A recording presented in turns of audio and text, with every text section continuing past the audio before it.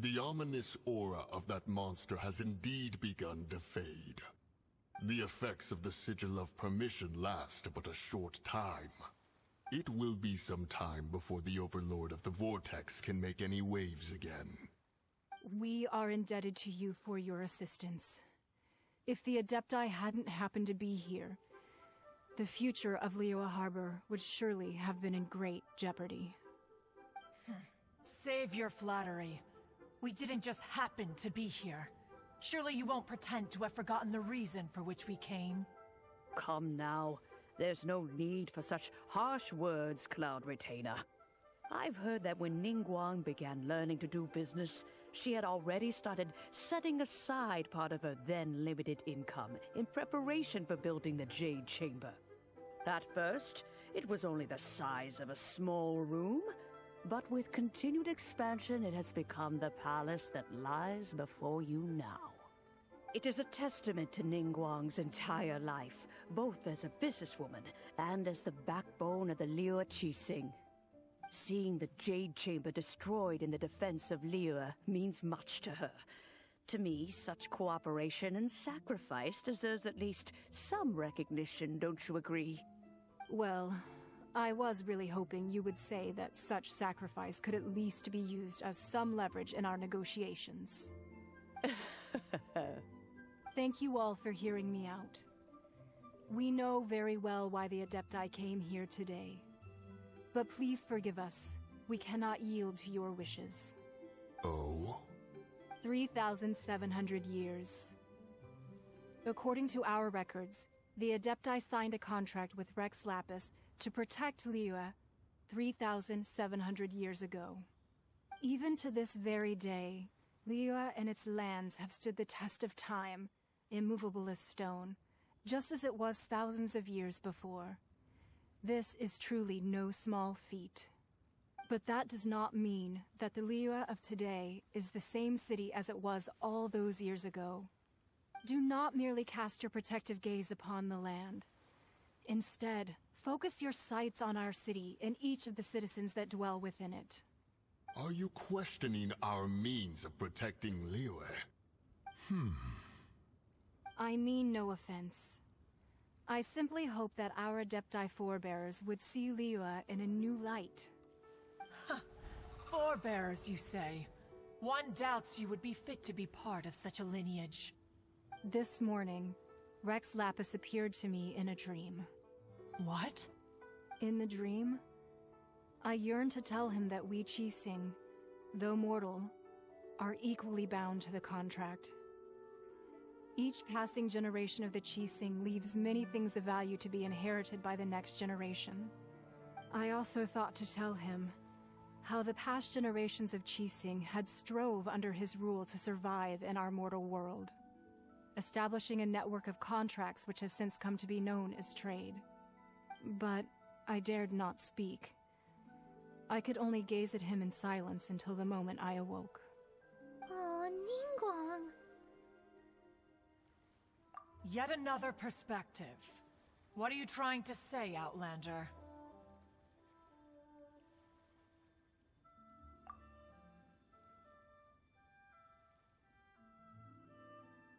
Right! That's something that happened in Mondstadt. It's a story about the Four Winds and the people of the Animal Archon.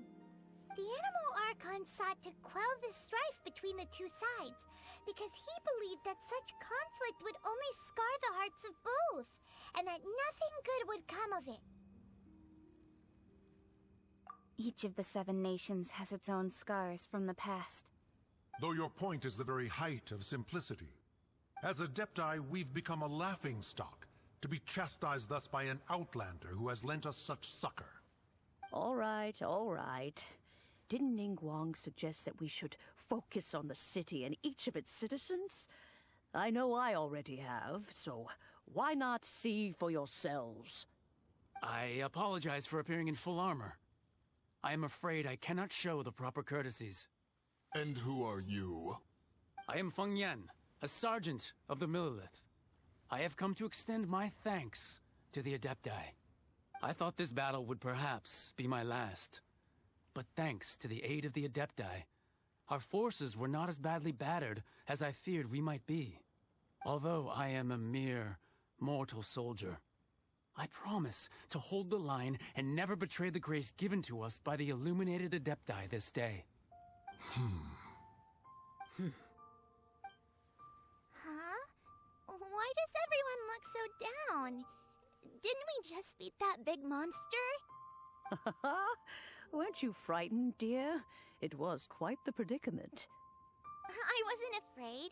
All the strong Millilith guards were there, and those powerful heroes with their visions were there. Everyone was there. When danger is near, everyone always protects me.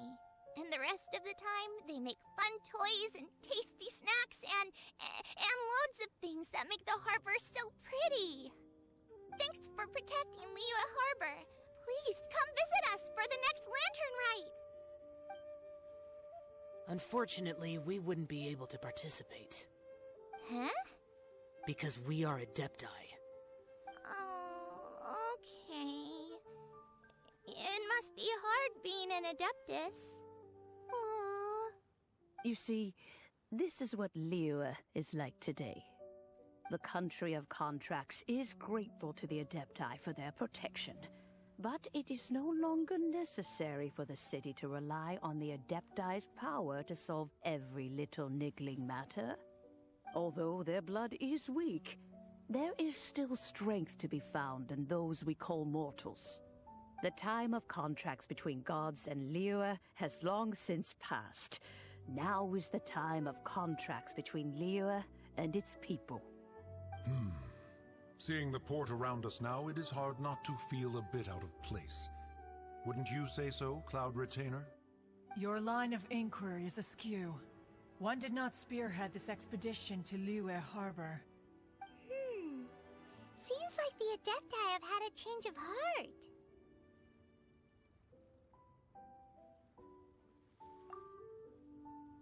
Let us return now. Eager to leave, Conqueror of Demons. Yes, one understands what the Conqueror of Demons means. The city of Liyue has changed much after our long separation. One fears that by the time one finally grasps the new contracts of Liyue, you humans would have once again changed the place beyond recognition. Fair enough. Away we shall, and return whence we came.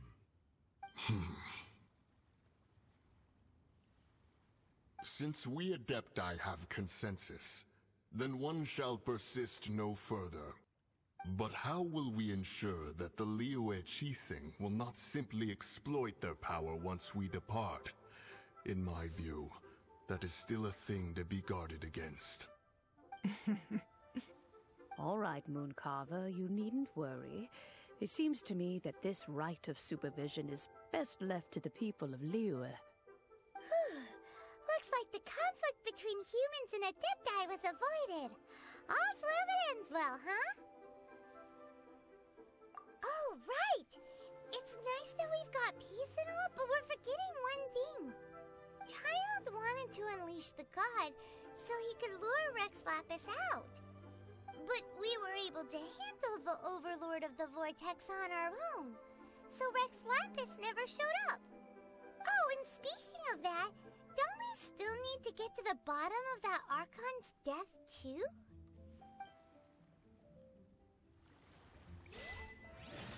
Paimon doesn't get it. But isn't the strongest lead we have the Adepti-less rite of parting that we're organizing? No idea where Zhongli's gone. Let's ask for him at Wangshan Funeral Parlor.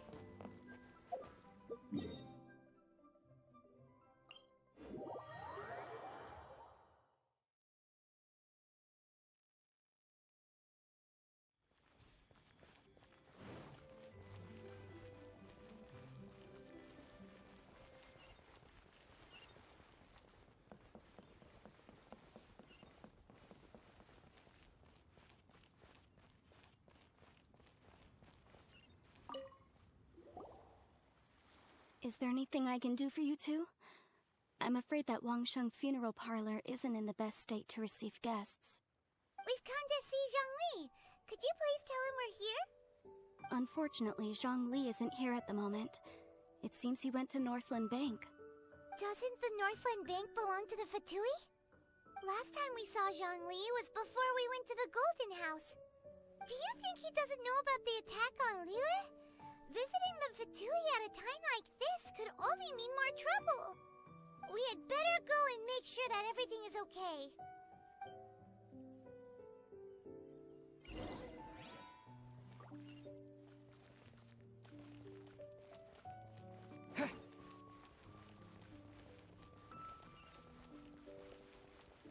New stock at Sigu Antiques. Feel free to take a look around.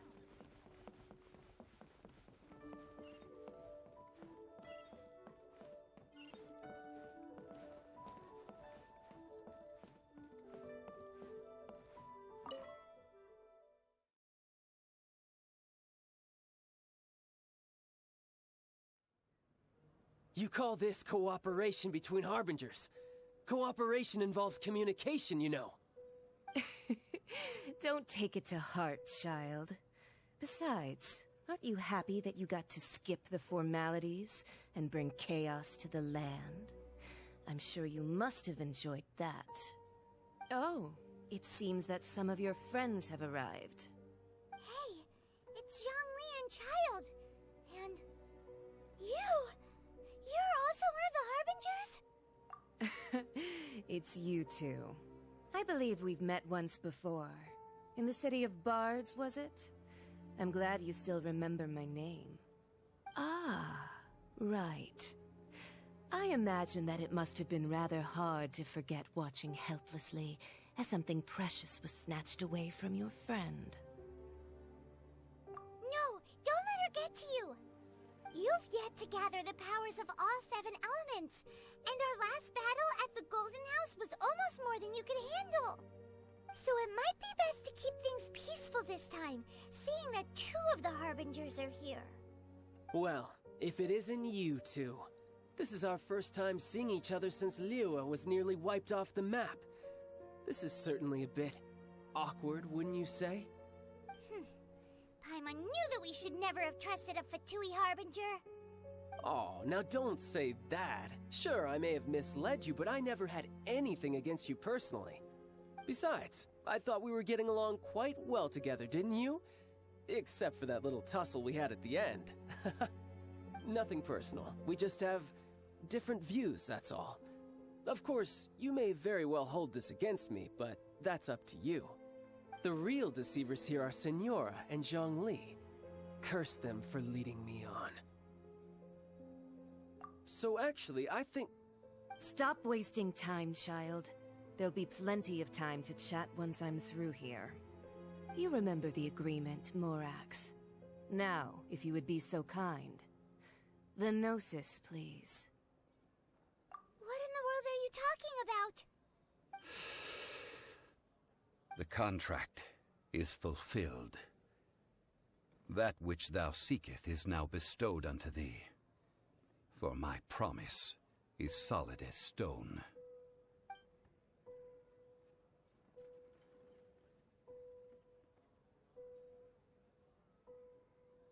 How sanctimonious. What? So you're the Lord of Chio? No, wait!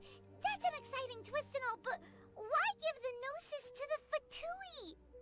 I do not give it for free. I give it as agreed upon in the contract, for it is a matter solely between the Tsaritsa and I. Yeah, you don't think you went a little bit too far with that whole fake death thing? Everyone was preparing the ceremony for you, and splat! This big dragon falls out of the sky, and all of Liyue goes into an uproar. Talk about a disaster. Gathering all the forces that had been bubbling behind the scenes, and then stirring them together in a pot that was bound to boil over. That's what he wanted to see, am I right? Wait, what? Perhaps it's best that I explain. As you know, I've dwelt upon this world for more than 6,000 years. I witnessed the founding of Liyue, together with the Adepti 3,700 years ago. Even boulders that can withstand whirlpools will erode with the passing of time. I kept convincing myself that cracks had not begun to form, and that the end of my time had not yet come, until one drizzly day. As I was strolling along the harbor, I heard a merchant tell one of his workers, "You finished your duties. Go ahead and call it a day." I stood motionless among the crowds, asking myself, have I already finished my duties? Oh, Zhongli. But as I began to consider relinquishing my divine role, I soon discovered that many reasons still remained to not hastily depart. Was Liyue, the city I had dwelt in for so long, already prepared to enter its next age? I decided that a test was needed in order to reveal the answer. So I feigned my own death, and gathered the cast of Child, the Adepti, and the Liyue Qixing to play their roles together on the stage that was Liyue. That's right, which is why I continued to safeguard the Gnosis until now. So you mean that if the chaos ever reached the point of no return, you would simply appear and use your divine powers to bring Liyue back under control? Of course, and it would have been all too easy for him too. Just as a child quickly matures after losing their parents, so has Liyue matured when faced with the death of its deity. I was pleasantly surprised with the finale of the show that you all put on. Why, you even deserved an encore. The Adepti deserve the greatest applause, considering their years of seclusion. They hardly recognized the city, yet faced with such a crisis, they exerted the greatest amount of restraint. Not only did they manage to cooperate with the Qixing, but in the end, they even tried to understand the heart of the people. And hats off to the emissary dispatched by the Cryo-Archon to fulfill our contract, Signora. She managed to keep everything she knew in strict confidence, far from the eavesdropping ears of her colleague Child, just as I had requested. All the while, I carried on as Zhongli, and fulfilled the traditions of Liyue in this mortal form. Thank you for walking that path with me, Traveler. These things were all a part of my script. The only unforeseen plot twist was the conduct of the Liyue Qixing. I had expected them to do no more than the Adepti, to come to the defense of Liyue.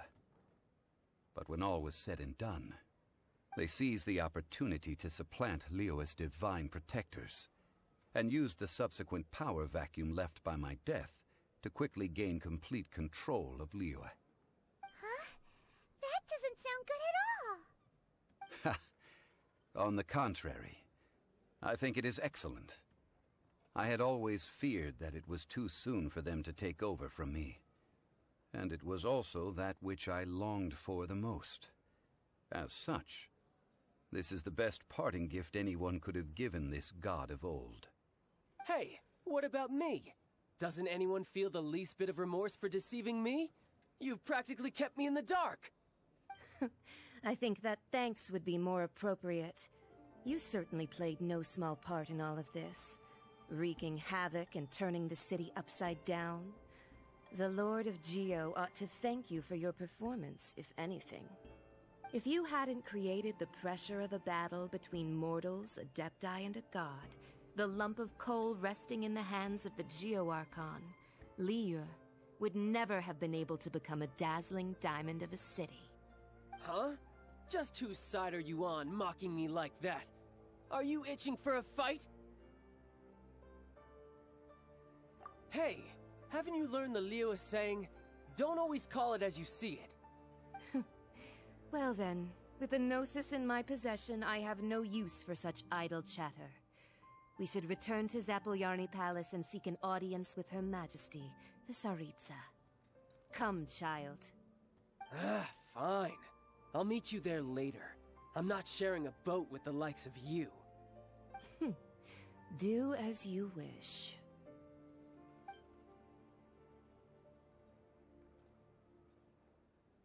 Now then, is there anything else you wish to ask me?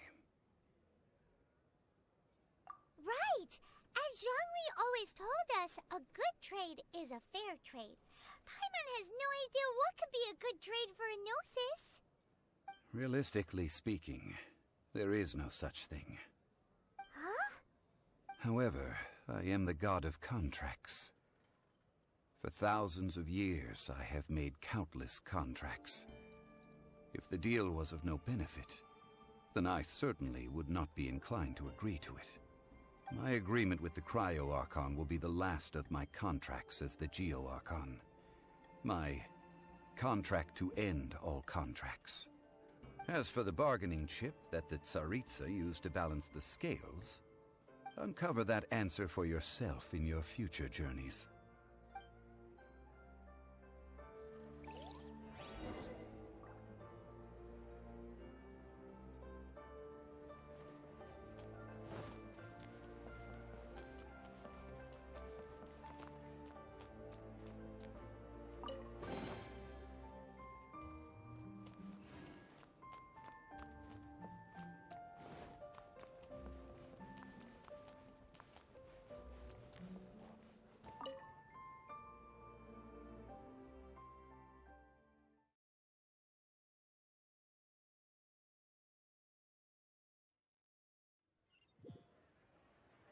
Today's the day of the rite of parting.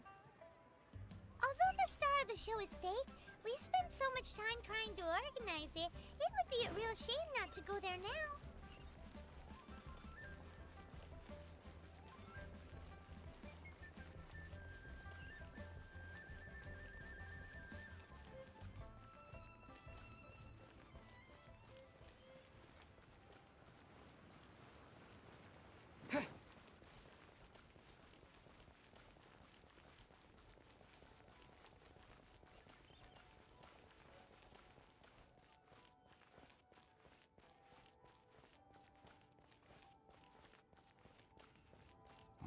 Well, since we're going through with this rite of parting, I guess it means that those rumors hit the nail on the head.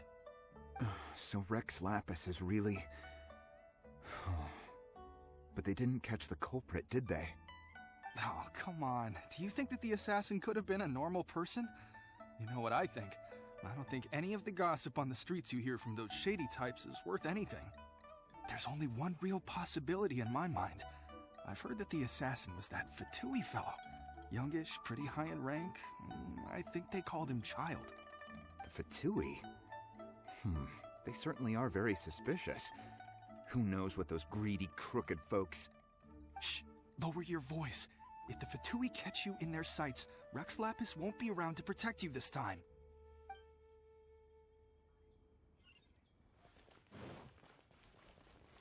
You know that god from the ocean couldn't have just shown up out of nowhere. I mean, it's been 2,000 years since Rex Lapis subdued it. Yes, and to think that this happened right on the heels of the incident with Rex Lapis, too. Say, do you think the person who assassinated our lord and released that evil god might have been one and the same? Now that you mention it, that's very possible. Yes, it's very possible indeed. I mean, it all fits together. That person must have colluded with the evil god to harm Rex Lapis. Oh, that wicked, black-hearted scoundrel. Still, what sort of supernatural prowess must this person possess to be able to do such things? I have never heard of such a person in all my years. Ah, forget it. Guessing's no use to us. Look, the Millilith over there looks like he's about to make an announcement. Let's hear what the Ministry of Civil Affairs has to say first.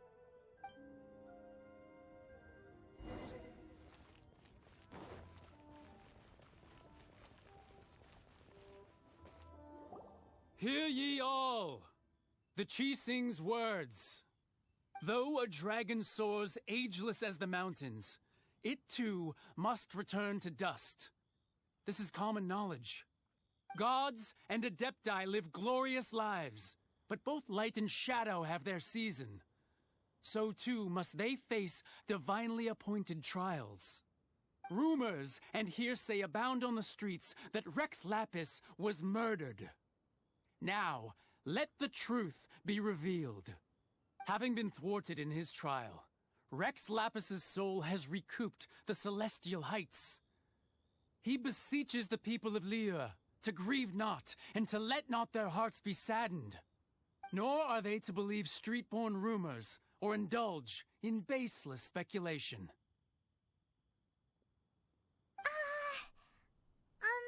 Paimon needs a translation on what the Qixing's announcement said. So that's how they're spinning it.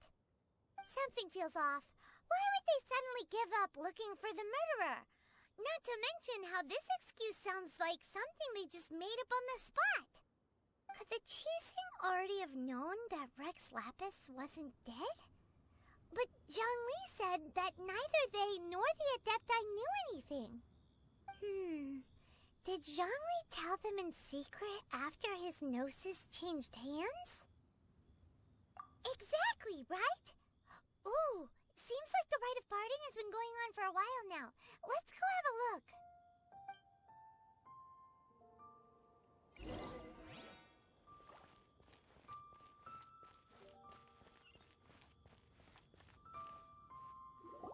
Look, it's Ningguang and Keqing. Are they saying something? Are their speeches over?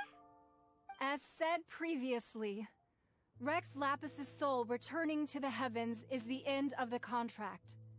And it is also the end of an era. 3,700 years of contracts burnt and reduced to ash. We, the people of Liyue, were indeed prosperous. But blinded by our prosperity, we forgot that time can be pitiless. The long, unending dream of our Archon walking among us.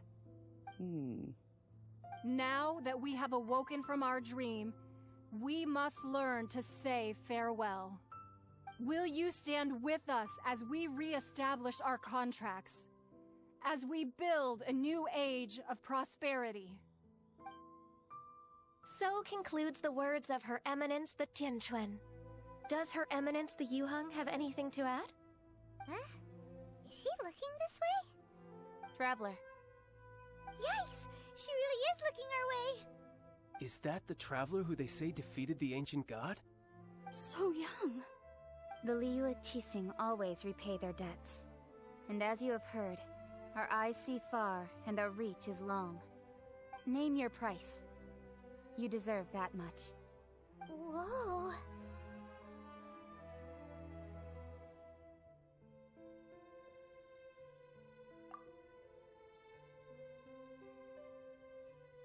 Well, could you help me put up some missing person posters?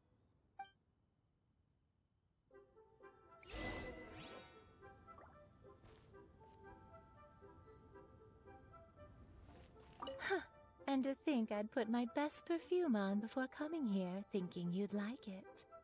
But it seems as if those perfumes really were meant to be offered to Rex Lapis.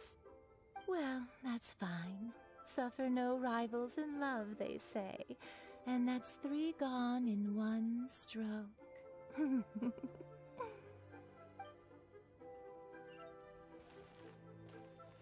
Ah, Rex Lapis. Rex Lapis. Now that I think about it, if everyone's of the same mind as me, perhaps mementos for Rex Lapis might be the best short-term business opportunity.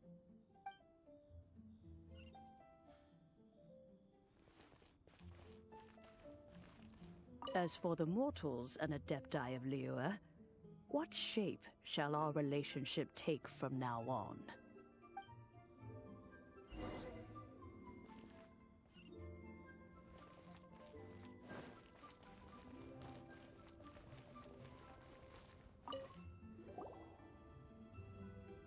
Hey, Zhongli!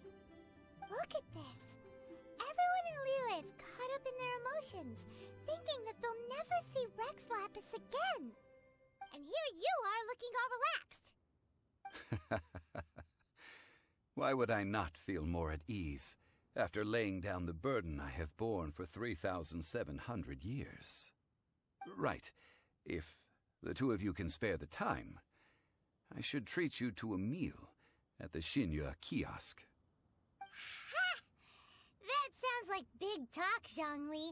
Paimon might have believed you if you were treating us to some third-round knockout, but you'd have to pay out your nose just to stand inside Shinyue kiosk.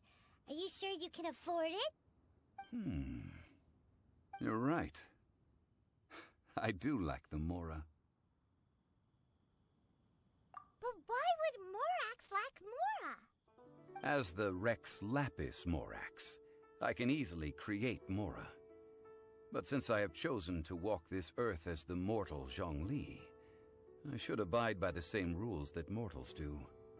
When I was journeying with you, though I still had the Gnosis in hand, I knew that I must soon retire from my role as an Archon, so I had to rehearse a little for my new life.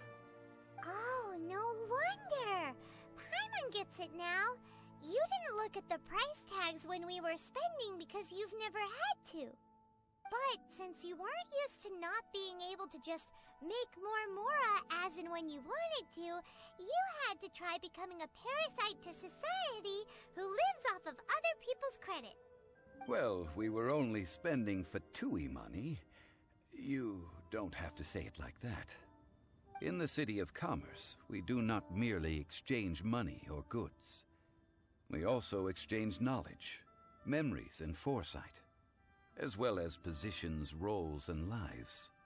The Archon Morax could never experience life as the true mortal Zhongli could, no matter how many times he descended to be with his people. I must thank you for that. I will treasure the memories that I made as Zhongli, traveling the streets of Liyue with you. That is true. But there is no journey that does not end. No meetings without partings. Paimon thinks that we should make a move and continue our search for the Seven. I fear that continuing your journey may be difficult. The nation that neighbors Liyue by sea, Inazuma, is presently closed. The Electro-Archon Ball.